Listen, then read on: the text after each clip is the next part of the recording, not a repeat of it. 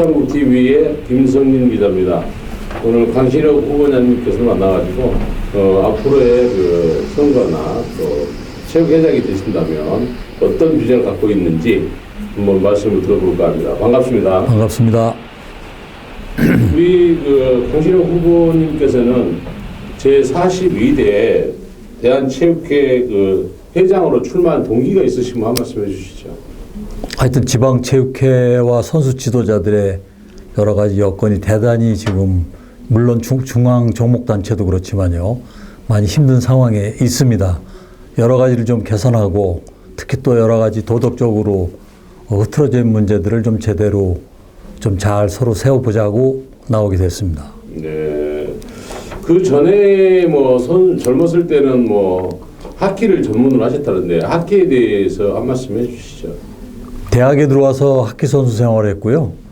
졸업하고 군대 제대를 하고 학교 현장에 있을 때 한 7년 정도 선수들을 직접 선발하고 가르쳐서 국가대표도 만들어 봤고요.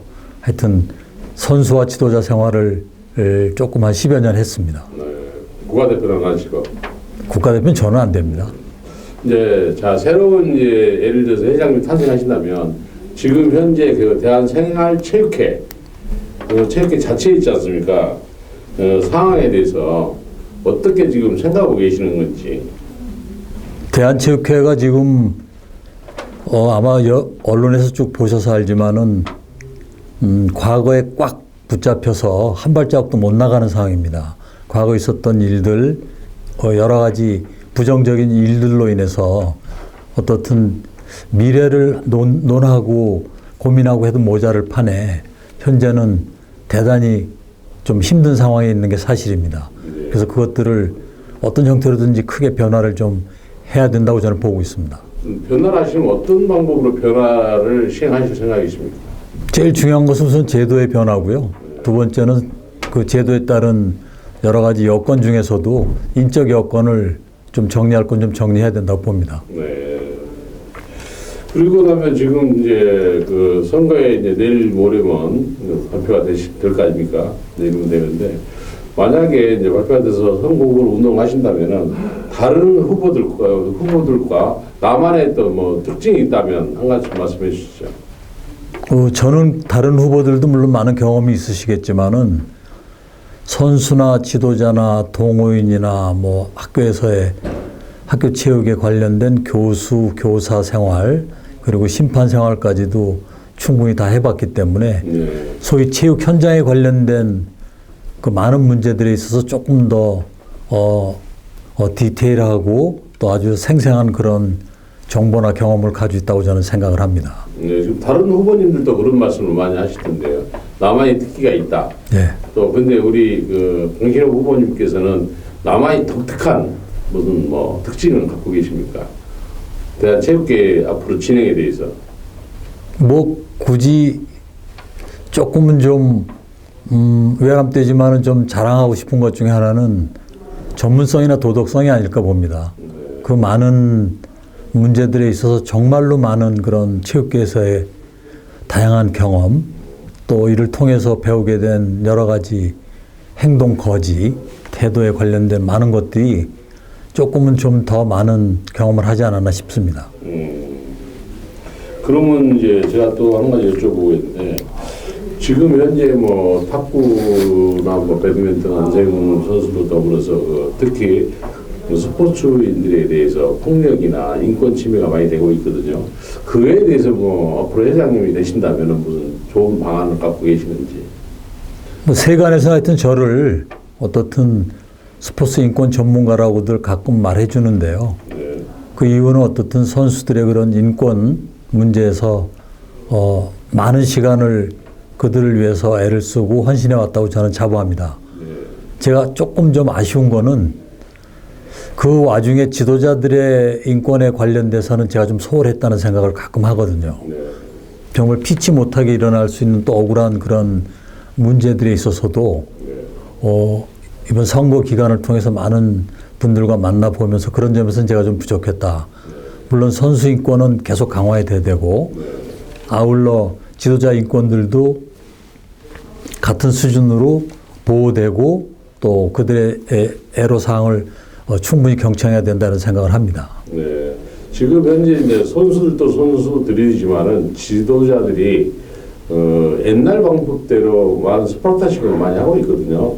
지금 그런데 우리 그 강신호 후보님이 만약에 나오셔가지고 회장에 되신다면은 뭐 지도자 양성 교육이나 또 우리 강신호 후보님만의 그 지도자들에 대해서 뭐 생각하고 계신 거 있으면 한 말씀 해주시죠. 그렇죠. 뭐 어떻든 평생을 중고등학교하고 대학 교단에 있었기 때문에 특히 대학에서는 이제 차후에 전문체육 분야나 학교체육 분야나 생활체육 분야에서 일할 수 있는 지도자들을 길러냈던 대표적인 사람이고요. 네. 근데 그들에게 제일 강조했던 것들 중에 하나는 어떻든 학교가 없이도 가르칠 수 있고 교과서가 없이도 가르칠 수 있지만 선생님이 없으면은 가르칠 수 없다라는 철저한 교사론에 저는 즉 지도자의 인품이나 태도의 어떤 중요성, 전문성을 강조하면서 가르쳤고요. 또 좋은 지도자들을 길러내려면은 그런 시스템이 잘 각 협회나 대한체육회에 갖춰져야 된다고 생각을 합니다. 네. 지금 현재 그 우리나라 국민이 거의 반 이상이라고 말씀드려도 될 것 같은데 지금 현재 생활체육의 활성화가 잘 되고 있거든요. 네. 그러면 우리 그 강신호 후보자님께서 회장으로 당선이 되신다면은 국민에게 선뜻 더 다가설 수 있는 생활체육에 대한 비전이나 생각하고 계신 게 있으면 한 말씀 해주시죠. 생활체육의 어떤 활성화를 위한 한 5가지 요소가 저는 있다고 생각하는데요. 네. 시설, 지도자, 프로그램, 행재정적인 지원, 또 홍보, 이 5가지인데요. 그 중에 이제 우선순위를 우리는 그동안 88 올림픽 이후에 어떤 시설을 조금 더 확충을 하고 보완해 나가는데 많은 그 행정력이나 예산력을 썼거든요. 네. 그리고 프로그램을 만드는데도 물론 많은 그런 노력들을 했고, 근데 좋은 지도자들을 만들어내기 위해서 좋은 그 육성 체계, 네. 저희들이 정말 잘 만들어서 그동안 많은 성과를 거뒀다고 생각하는데요. 네. 이들을 배치하고 적재적소에 이들이 또 적당한 그런 그 사회적인 처우, 경제적인 처우를 받게 하는 데는 지금은 조금은 지나놓고 보니 그런 것들이 좀 부족하지 않았나. 향후에 우리들이 조금은 더 이들의 처우를 안정시키는데 조금은 당분간 좀 주력해야 되지 않냐. 네. 그런 생각을 많이 하는 게요. 하드웨어나 소프트웨어도 중요하지만 그걸 움직이는 휴먼웨어가 정말 저는 중요하다고 생각하거든요. 네. 좋은 인적 자원이 남아 있으려면 좋은 환경을 만들어 줘야 됩니다. 일방적인 희생과 헌신을 강요하면 안 된다고 봅니다. 네. 그러고 나서 이제 보면은 그 생활체육 전문화성에 대해서 지금 말씀하신 데 이제 좋은 환경, 좋은 플랫폼 이런 걸 갖고 계신데 생각하고 계시는데 플랫폼에 대해서 생활체육에 대한 플랫폼에 대해서 뭐 우리 강 후보님께서 특별히 생각하고 계신 거 있나요? 그거는 아마 재정 수익 구조하고도 상당히 관련돼 있을 거로 보는데요. 네. 그냥 단순한 그 플랫폼을 만드는 것은 뭐 어느 기관이나 개인이나 다 만들 수 있는데 네. 요는 이제 그런 소위 국민들이나 또는 생활체육 또는 체육인들 모두의 그런 니즈에 맞게끔 플랫폼을 만들려면 아마 굉장히 촘촘하고 다양한 것들을 준비해야 될 겁니다. 왜냐하면 워낙 기존의 그런 플랫폼들이 잘 갖춰져 있기 때문에. 네. 그래서 이번 선거를 통해서 네. 어떻든 재정 구조와도 상당히 관련이 있을 거라는 생각이 플랫폼을 잘 갖추는 것뿐만 아니라 네. 그를 통해서 체육인들을 위한 재정 수익 구조가 발생할 수 있는 그런 플랫폼을 고민하고 있습니다. 네. 그리고 아까 지금 인권에 대해서 말씀드렸었는데요. 지금 그 앞전에 그 스포츠인들 또 체육인들이 또 선수들이 그 폭행이나 뭐 이슈적인 그 뉴스가 많이 나왔지 않습니까? 혹시 제일 마음에 와닿는 뉴스가 있었습니까? 뭐 두말할 것도 없이 5년 전에 생겼던 최숙현 선수 문제죠, 뭐. 네, 이번에는요. 근래 그 후에도 뭐 초등학생들 또는 뭐 이런저런 주로 이제 그 청소년기에 있는 선수들, 뭐 성인들의 경우는 많이 줄어든 것 같고요. 네. 근데 그런 구체적인 사례는 제가 뭐 기억을 못 합니다만은 어떻든, 아직도 완전 근절된 것 같지는 않고요. 네. 지금도 여전인데 어떻든 간에 과거에 비해서는 상당수가 줄어든 건 사실입니다. 네. 줄어들었고 그 이유는 어떻든 뭐 교육도 있고 예방도 있고 어떻든 그거에 따르는 강한 처벌도 있고 이래서 그렇긴 하겠습니다만은 앞으로도 완전 근절될 때까지 서로가 더 노력을 해야 된다고 봅니다. 예. 그러면 이제 우리 그 선수들이요, 많은 운동에 전념을 다해서 일평생을 반평생이라고 할까요? 반평생을 체육인으로 왔지 않습니까? 네. 체육을 해서 체육 목표 금메달 땄어요. 금메달 따고 난 후에 우리 전문 체육인이 후배들을 양성하는데 필요하다고 생각하고 계신 게 있다면 한 말씀만 해주시죠. 그건 정말로 저희가 바라는 일종의 선순환 구조라고 그러잖아요. 네네. 잘 교육받고 국가를 위해서 애를 쓰던 사람들이 좋은 성과를 거두고 난 이후에 다시 그것을 사회에 환원하고 현장에 환원을 하고 그러기 위해서는 정말로 잘 준비된 그런 시스템이 필요하다고 보는데요. 물론 지금도 많은 분들이 그런 시스템이 갖춰진 데에서 일을 하고 또 봉사를 하고 하는데 어떻든 간에 조금 더 좋은 환경에서 조금 더 잘 갖춰진 환경에서 하도록 모든 운동하는 사람이나 운동했던 사람들이 다시 후배들을 가르치고 거기서 또 자기 나름대로의 생활 터전도 좀 만들고 이런 것들이 상당히 많은 고민을 하고 있고 또 그런 것들이 실행되고 있는 것으로 알고 있고 저는 그런 걸 잘 좀 지원하고 또 더 개발해 나가고 더 준비하고 그럴 예정입니다. 예. 그래서 지금 현재 그 전문 스포츠인들이요, 운동이 끝나고 나면 할 게 없어서 택배도 가고 다른 일도 하고 막 이러지 않습니까? 그 전문성에 대해서는 우리 그 후보님께서 생각하고 계시는 게 있나요? 당연하죠. 그게 선수들의 어떤 은퇴 후의 삶에 있어서 체육계가 또는 사회가 전혀 준비를 못 해주고 있다는 것은 참으로 안타까운 일입니다. 정말 저희가 볼 때는 매우 단순해 보일지 모르지만 정말 인생을 자기의 모든 것을 어떻든 스포츠에 바쳤고 경우에 따라서는 물론 개인의 명예와 개인의 삶 때문에 그랬겠지만 또 상당수 많은 부분은 우리 국가나 사회를 위해서 애썼던 것도 분명히 있거든요. 태극마크라는 것이 그렇게 엄중하고 소중한 거 아니겠습니까? 근데 그들에 대한 사회적인 배려나 많은 어떤 그런 잘못된 점도 분명히 있을 거고요. 또 잘하고 있는 것도 분명히 있을 거고 그러니까 잘못된 거는 분명히 몇 가지가 눈에 띄는데 그런 것들은 아마도 잘못되고 있는 것의 핵심은 공정성이나 투명성을 잃어버린 것들일 겁니다. 아마도. 그러니까 공정성과 투명성을 강화하고 잘하고 있는 거는 더 잘하도록 하는데 문제는 급격하거나 개혁이라는 이름으로 함부로 막 움직이는 것은 저는 굉장히 조심해야 된다고 봅니다. 예. 그러면 또 뭐 아까 그 생활체육에 대해서도 다시 넘어가겠는데요. 지금 현재 이제 바깥에서 그 체육인들 이야기가 엘리트하고 생활체육하고 너무 격차가 많이 있다고 생각을 하는데 혹시 생각해 보신 게 있으신지요? 예, 그게 이제 8년 됐잖아요. 네. 두 단체 합친 게. 네. 대한체육회하고 국민생활체육회 합친 게. 근데 여전히 지금도 엘리트 스포츠 얘기하고 생활체육 얘기하고 이제 이러는 상황이잖아요. 네. 그러니까 대한체육회가 왜 전체를 통합을 했는지에 관련된 답을 못 내놓고 있기 때문에 그렇다고 저는 보거든요. 네.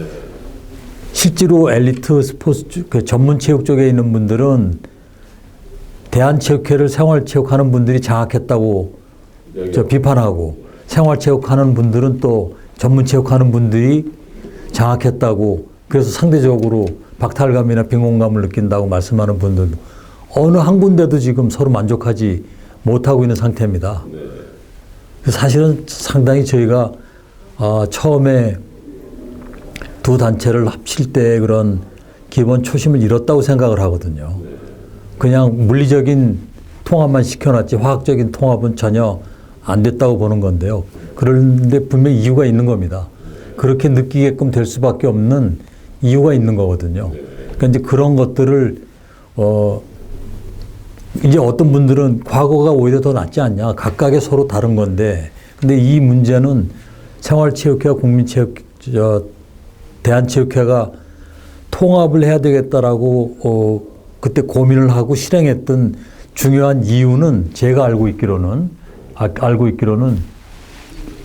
테니스를 하는데 축구를 하는데 국가대표 선수들이 하는 축구가 다르고 동호인들이 하는 축구가 다른 것이 아니고 수준의 차이만 있을 뿐인데 수준의 차이에 따라서 어디는 단체를 만들고 어디도 또 단체를 만들어서 하는 것이 과연 미래지향적으로 바람직할 거냐. 이제 거기서부터 이제 이게 시작을 했잖아요. 그리고 제일 중요한 게 두 단체 합칠 때 제일 중요한 것 중에 하나는 어느 단체도 학교 체육에 관련돼서는 고민하거나 실행하거나 실천하지 않았으니까요. 근데 지금도 두 단체가 합쳤는데 여전히 학교 체육은 사각지대에 있잖아요. 정책 사각지대에 있습니다. 뭐 가끔 이렇게 부스레기로 뭐 어떤 거 풀어나가더라도 근본적인 문제를 못 풀어내잖아요.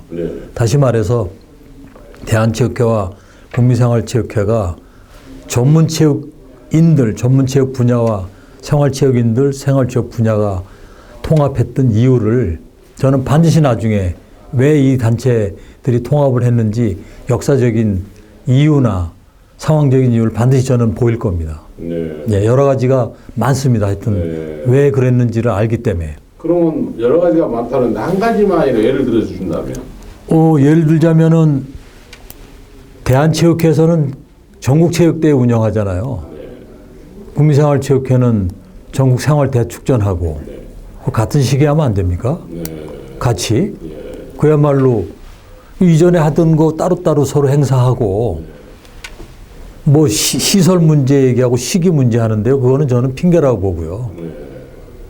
아니 하다못해 아주 단순한 문제인데 그런 문제들이 왜 이런 것들을 따로 하고 서로 그렇게 이제 일종의 이런 갈라치기를 하는지 말이죠. 저는 잘 모르겠습니다. 그럼 만약에 회장님으로 당선이 되신다면 뭐 통합으로 하실 생각을 갖고 계시거든요. 제가 수도 없이 한국체육학회장을 하거나 수도 없이 제안했던 내용입니다. 근데 안 이루어진 이유가 뭘까요? 아까 말씀드린 시설이 부족하고 뭐 시기가 너무 부족하다고 저는 그렇지 않다고 봅니다. 그러면 이제 아까 조금 전에 말씀하시는 그 학교 체육 활성화에 대해서 좀 말씀하셨는데 앞으로 학교 사각지대에 있는 학교 체육에 대해서 어떤 비전을 갖고 계십니까? 학교 체육이 두 가지 측면이 있는데요. 대한체육회나 생활체육회가 지금 관심을 갖는 거는 조금은 다를 수 있지만 대부분이 학교 운동부의 문제에 관련된 학교 체육은 즉 학교 운동부 문제로 지금 자꾸 몰아가거든요. 분명히 그런 축이 하나가 있고 또 하나는 일반 학생들의 운동에 관련된 일반 학생들의 운동과 관련된 축이 또 하나 있거든요. 두 가지가 다 지금 상당히 사각지대에 있다고 저는 보는 겁니다. 즉 대부분의 이제 사람들이 가지고 있는 학교 운동부의 문제, 학교 운동부의 문제는 중고등학교 때 운동했던 이런 여러 가지 이력들이 활동했던 실적들이 대학 입시에 반드시 포함이 돼야 됩니다. 그래야만이 초등학교까지는 운동하던 그런 많은 인구가 중학교로 올라가면서 운동을 이제 그만하고 공부냐 운동이냐 두 가지를 선택해야 되는 이런 구조를 빨리 바꿔야 됩니다. 그리고 학교 운동부 학생들, 일반 학생들 운동하는 문제는 분명히 이 전과체육 활동을 늘리는 방법도 있고요. 그게 어떤 제한된 상황이라면은 과외 활동을 늘리는 방법을 반드시 저희들이 체육계에서 정부나 사회에 요구해야 된다고 저는 봅니다. 왜? 건강한 학생들을, 건강한 국민들을 길러내야 될 사회적인 책무가 있으니까요. 그러면 이제 마지막으로 이제 회장님이 되신다면 만약에 이제 체육회 회장님으로 선출돼서 다시 당선되신다면 우리 그 지금 학생들이나 선수들의 또 쓰고 단 말이 나올 거 아닙니까? 거기 어떤 기준으로 길을 기울일 생각이십니까? 이미 상당히 많은 단체에서 학교 체육과 관련된 단체들이 많이 있거든요. 네. 그 단체에서도 이미 많은 목소리를 내고 있고요. 네. 저희들이 강구한 것들 중에 하나가 어떻든 학생들의 뒷바라지를 하는 학부형들의 목소리가 저는 굉장히 중요하다고 여기거든요. 그래서 대한체육회장이 되면 지금 대한체육회 내에 여러 위원회가 있는데 선수위원회가 있는데요. 반드시 저는 지도자위원회하고 학부모위원회를 꼭 좀 만들고 싶어요. 그렇죠. 네, 그래서 학부모들이 지도자들이 제도권 밖에서 자꾸 어떤 문제를 고민하고 호소하는 것도 건의하는 게 아니라 제도권 내에서 당신들이 정말 이 나라 체육 발전을 위해서 서로 애써야 될 부분들 그것에 대해서 저는 정말로 폭넓게 받아들이고 또 그것을 저희가 정책으로 입안하고 실천해 나가야 된다고 봅니다. 네. 그러면 이제 우리가 지금 이론이나 실기나에서 지금 대한체육회에서도 전문가 양성을 많이 하고 있지 않습니까? 예. 그러면 우리 그 후보님께서 만약에 이제 대한체육회 회장이 되신다면 후보자 양성에 대한 비전을 혹시 갖고 계시는지요? 그렇습니다. 그 과거에는 대한체육회 말고 그 공단에서도 그랬고 그 전에 인재육성재단에서도 그렇고 어떻든 좀 양질의 또는 국제적인 그런 지도자들을 길러내는 시스템을 가지고 있었잖아요. 네네. 근데 그게 없어져 버렸어요. 예. 어느 순간에. 그래서 그런 것들로 인해서 모든 것들이 해결될 수는 없지만은 어떻든 그런 좋은 교육 시스템을 어느 부서에선가 공단에서도 이제 다시 좀 고민을 하고요. 대한체육회는 그걸 마다할 이유가 없죠. 그래서 그런 시스템을 부활해서 어떻든 각 종목에서 국제적으로 또 활동할 수 있는 그런 좋은 지도자나 심판이나 이런 또 임원이나 이런 젊고 유능한 역량 있는 그런 인재들을 저희가 잘 길러내는 게 국가의 먼 미래를 볼 때 아주 큰 도움이 될 거라고 봅니다. 네. 그럼 마지막으로 우리 이제 회장님이 그 대한체육회에 출마하시려고 하고 있잖아요. 예. 우리 그 체육인들한테 새해 2025년 새해에 좋은 메시지 있으면 한 말씀 해주시죠. 감사합니다. 이런 기회를 주셔서. 저는 글쎄 다른 분들도 많이 그러겠지만 저는 약간의 좌우명으로 지금까지 좀 살아왔던 문제가 마음속에 가지고 있는 문제가 절대 끝날 때까지 포기하지 않는다가 제 일종의 좌우명인데요. 그게 꼭 좋은 건 아니지만 어떻든 많은 문제에서 서로 지금 모든 분야에서 어렵고 힘든 상황에 있는 건 맞거든요. 절대로 어느 상황에서든지 포기하시거나 용기 잃지 마시고 멋진 모습으로 또 당당한 모습으로 새해 맞이하시고 살아가시기 진심으로 기원합니다. 감사합니다. 네.